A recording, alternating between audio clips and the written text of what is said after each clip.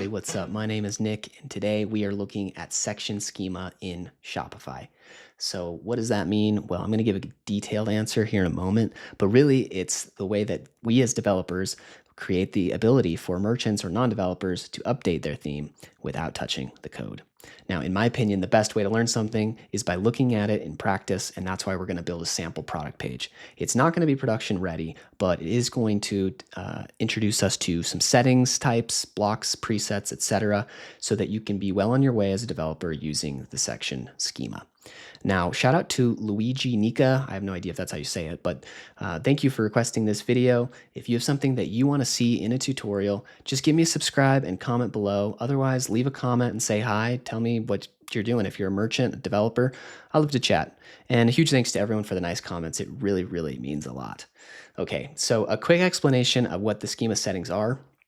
The documentation says Shopify schema is a structured data format that defines the customizable settings and layout options for a section or block within a theme. It's written in JSON format and placed between schema tags. The schema allows developers to create a user-friendly interface in the Shopify admin where merchants can adjust various settings, text, images, colors, etc. without touching the code directly. So put simply, everything between these tags is what allows users to make customizations in the theme editor and customizer like so. Now that you have a basic understanding of what I'm talking about here, let's get into the code. Okay, so the first thing that we are going to do is come into our duplicated theme and we're going to create a new section. So if I come over to the left-hand side here under the sections directory, I can add a new section and I'm going to call it new product page.liquid.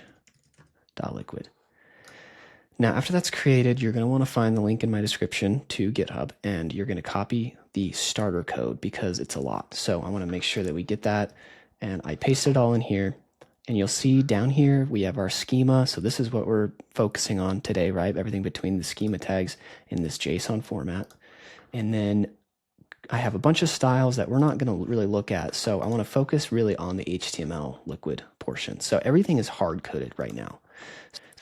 And the only thing I'm going to add, just so that we can see it, is I'm going to add this presets, and I'm going to call it new product page, just so that we can find it in the customizer. So if I come here now and if I go to customize theme, and then I'm going to go to the product template right here. And then I am going to add a section. It should be called new product page. There it is. Cool. And then I'm going to hide this one because this is the one that we have by default. And I'm going to drag this new one to the top. Okay, so the image is not showing up, but you can see like we have our starter code here. Now, I want to point out again, every single thing here that we see, text, image that's not showing up, price, etc., is all hard coded. And that just means that it is typed directly into the code. So that's fine if you're a developer, but most merchants are not going to want to go into the code to update their theme, right? So that is where these settings really come into place.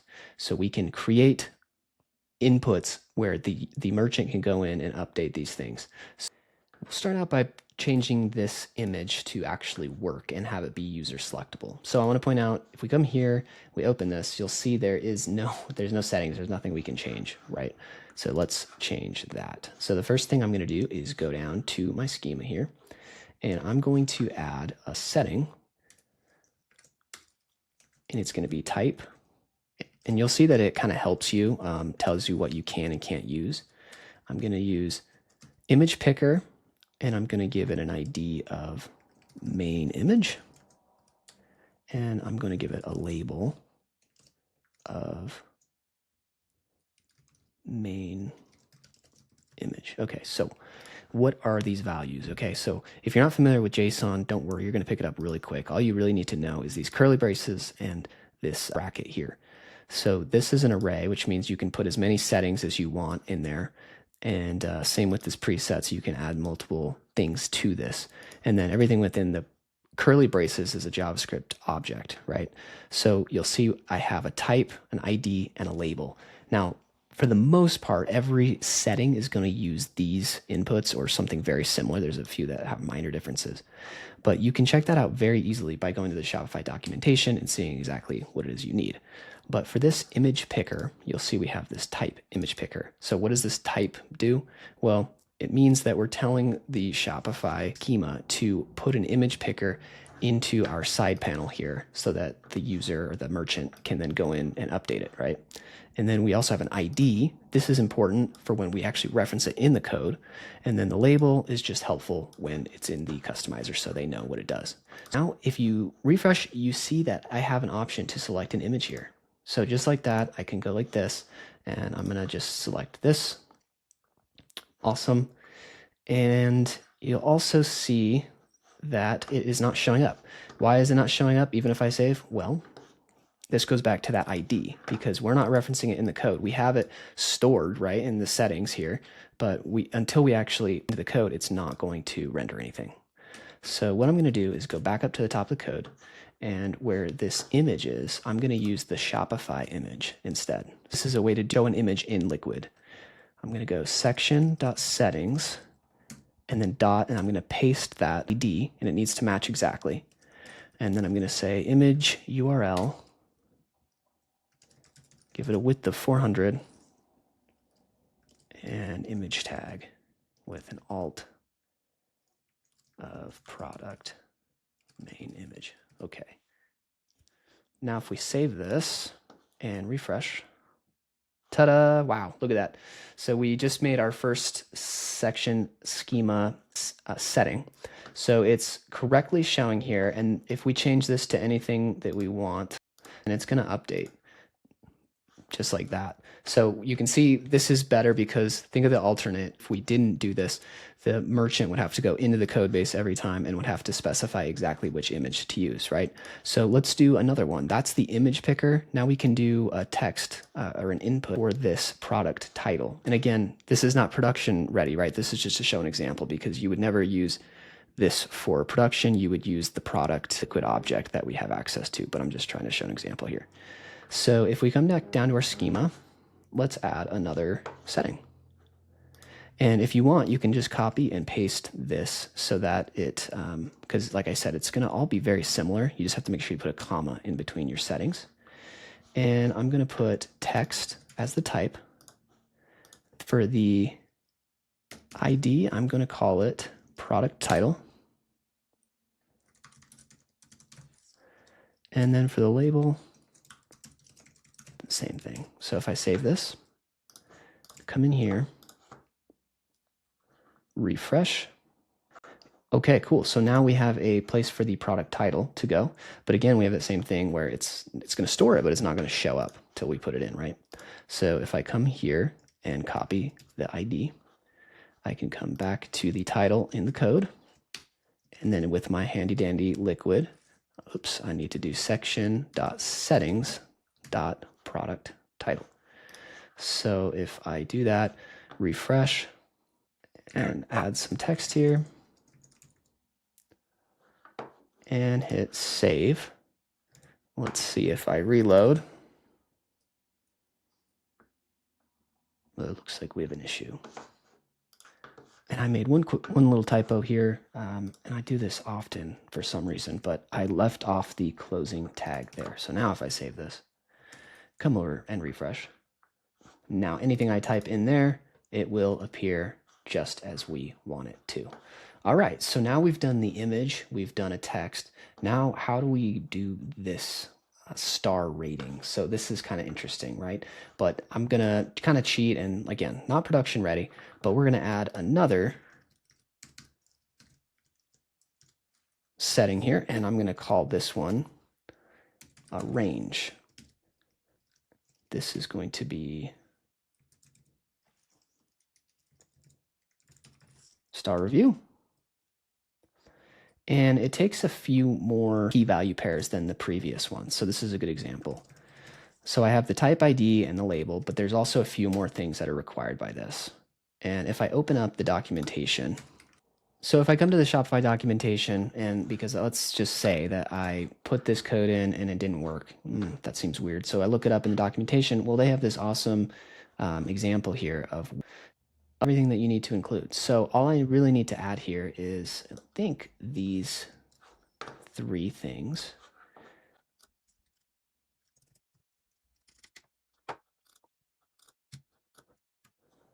All right, so now Oh, and you'll see I missed one. It needs default. So let's say for default, I'm just going to give it 4. I'm generous. Okay, cool. So now if we come here and refresh, we should see it pop up over here in the settings. Yep, number of stars. Okay, so you can see this is what the range does. We can move it like so. Now I'm just going to add a little bit of code here so that we can actually show it correctly. So I'm going to copy and paste this in very quickly just because it's a little bit longer. I'm going to hide this. Okay, cool. All right, let's get this formatted a little better. All right, so now if I save this, you'll see what this code is doing is, well, it's referencing our star view that we created, the range, and basically it just outputs the number of stars from whatever we select in here. So if I reload, and I'm going to change to 2 stars, you'll see it is updated there correctly. Okay, so now we've done a few. We've done, let's see, a image picker, text, and range. And I think the next thing that we want to do is have a product description would be next. So rather than just do a regular text like we did above, I am going to add a type of text area. And you'll see it's just multi-line text, slightly different, but very handy. I'm going to call it product description. And I'm going to give it a label of product description. And then I'm going to, like we've gotten used to, I'm going to copy this. I'm going to come down here and get rid of this hard-coded stuff, put in my liquid, and reference the product description. Now after saving, if I come back and refresh, now I can add anything I want here and it will show up. This is good because sometimes descriptions are long.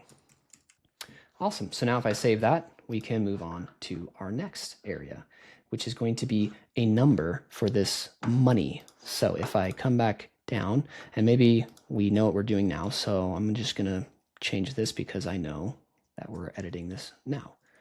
And it's going to be called product price. Yeah, let's do that. And then we come down here. Number is going to be the type here. And I'm going to give it a label. Okay, cool. So we did this in reverse order, but hopefully it works all the same. Nothing for now, but if I click up, cool. And then if I can type in some numbers, excellent. So that is working as expected as well. All right, so now let's move on to something called the select. So if I come down here, and this is gonna be similar to range, it's not gonna fit this pattern of, the type ID and label. We're gonna create a new one. And I'm gonna call it, let's see, type select ID. And this is gonna be for our product color dropdown. It's not actually gonna be functional, but this is just to illustrate the settings part of it, right? And then I'm gonna give it a label, product color. And now we're gonna give it some options. So just like in HTML, when you have like a select input, it gives you a list, a drop down of what you can select. This is the exact same idea. So what we're gonna do is create an array, and we're gonna have the first value, and it'll be black, and we'll give it a label. Okay, and then I'm gonna do the same thing, add a comma, but instead it's gonna be white. Sure, let's do that. And then I'm gonna grab this ID here. I'm gonna come back up, and all right, so here is the color that we're showing, and I'm gonna add it there. So if I save and refresh, so we see our product color right here. We can alternate, and you can see it's updating here in the UI. So we are seeing what we want, and I'm going to leave it on black for now. And we can move on. Okay, so I want to show you another kind of cool setting that we're going to use to change the background color of this button, which might be a pretty plausible use case, right? So what I'm going to do is I'm going to come down to my schema, and I'm going to add a new one, and I'm going to call it type background, color background, excuse me. So there's kind of that helpful pop-up so you don't screw it up. And I'm going to give it a default, and I'm going to just copy and paste this code actually. Oops. You can set this default to whatever you'd like. And the ID, I'm just going to call it background. Same for the label. Cool, and I think we have everything we need there. So all I need to do is grab my schema, or my setting ID. And then I'm going to come to this add to cart. So this is, all we've done up to this point is just output it, right? We're replacing the text, but I want to show you kind of a useful way that you can use settings. I use it all the time for determining whether or not to display something. So what do I mean by that? Well, if I come into this button here, I'm not going to change the text, but what I am going to do is I'm going to add a style attribute here, and then I'm going to add some custom liquid code, and I'm going to do unless, and I'm going to check for the existence of this background, and if it's blank, I'm not going to show anything, but if it does exist, then I want to add a background equal to that value. So it'll be section.settings.background. Excellent. So if I save this, and so this is really useful because we can use conditional statements all over our code using our settings and check if something exists, or just maybe it's just a checkbox, right? Do we want to show this or do we not want to show it? So you can use unless and if in this context, and it works wonderfully. So if I refresh here, you'll see, okay, our default background color is showing up. And if I click into here and let's say I want to update it, okay, red and black, sure, and hit save. Cool. So now the merchant or non-technical user has the ability to change the background of this color. And in this case, it's always going to show because we just set a default. But if we didn't have a default value or something, we want to check for the existence, then we can conditionally apply a style here or just not show something at all, right? Okay. So now we're going to take a look at these drop downs here. So these won't work here, but if I go into a preview where we have some JavaScript running, you'll see if I click down, well, nothing's happening right now. First, we need to add some JavaScript that I forgot to add. Now, I forgot to add this myself, but I will update the GitHub so that you copy and paste this the first time. But I need to add some script tag here. And all this is going to do is allow these drop downs to work. So now if I come here and refresh, you'll see that these work as intended. They drop down and show the content. So I wanted to give you some exposure to a few more different types of settings. So to do that, I'm going to create a cool one that is called a collection. So what does that mean? Well, let me show you. If I come down here, and this is kind of when we get into the territory of like dynamic settings, which is really cool. So I'm going to call type equal to collection. And you can see there's like a few different ones like article, blog, like these are dynamic settings, kind of like image, I guess, where you're going to select something that's not just like a color or a simple input, right? So if I do collection, you'll see what I mean here in just a moment. And I'll do the ID. And if I refresh, you will see here on the right-hand side, we have this collection right here. So if I go there, you can see I can select any collection that exists in my products, which is pretty cool. So I can select one. Let's say I want the hydrogen, and I'll save it. But if you're paying attention, what have we not done? We have not put it into the code. So let's do that. What I'm going to do is come down here to this description, right? This doesn't really make sense, but that's okay. And then I'm going to say, this is some custom liquid code. I'm going to assign liquid products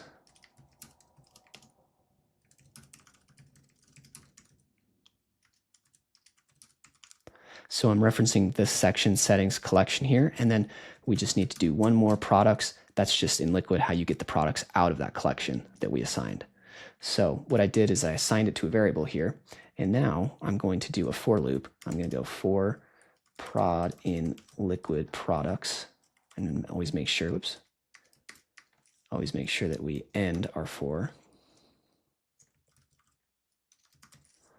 Okay, and then we are just going to output simply. Let's do an A. And we're going to display the product URL here. And then we also want to close our A and display via Liquid the title. Okay, hopefully this is correct. And it looks like I missed one small thing as per usual. I missed the bracket in the wrong place. Okay, cool. So if I save that and I come back here and refresh. Okay, cool. So this is super ugly, but you can see that we are successfully outputting this collection here. So using some cool syntax with Liquid and then using our collections setting. All right, so there's just a couple more that I want to show you that I think are very handy. And this one I want to show you because it's very important and becoming more and more important actually, and that's using metafields, using truly dynamic data to display something here. So I'm going to set this to text, and then I'm actually going to change this ID to metafield. And then I'm going to give this a metafield. So you may think, why wouldn't you use metafield as the type? Well, I'll show you here in a moment, because you may have already noticed if you come here, some of these inputs actually have this little icon next to it, and you might not be sure what that is. So this little thing is what I'm talking about here. So let me first add this to the code so you can see how it would be displayed. It might make more sense. And I think in this use case, we'll edit the actual name instead of the value, just, I don't know, to switch things up. So if I come here, get rid of this, I'm going to do that handy check I did earlier, and I'm going to see if this settings.metafield is blank. And if so, I want to display a span that says features. Otherwise, I'm going to add in another else here. I want to display that value. So I can go section.settings.metafield. Okay, cool. So now if I save this and come back here, refresh, it will appear that anything we add here, so you see it says features currently, but if I type something, you see it's updated right there. So I can use, this is not a metafield, right? I'm psyching you out. This is just a regular value. But what I can do is I can click right here, and then I can see, if I go to products, for this product, I can get access to these different metafields that already exist on this product, which is very powerful. So let's just say, for the sake of it, I'm going to display the title. You'll see the multi-managed snowboard. I know this isn't correct, but that's because we're displaying fake data right here. So if I actually had this product and I had this metafield existing, it would show the exact title that we're working on. So that's a really cool feature. And the very last thing I wanted to show you is how we can add a block. So if I come out of the settings and if I come here, I can add blocks, and you'll see it creates an array for me. And this first one I'm going to call type heading. Oops.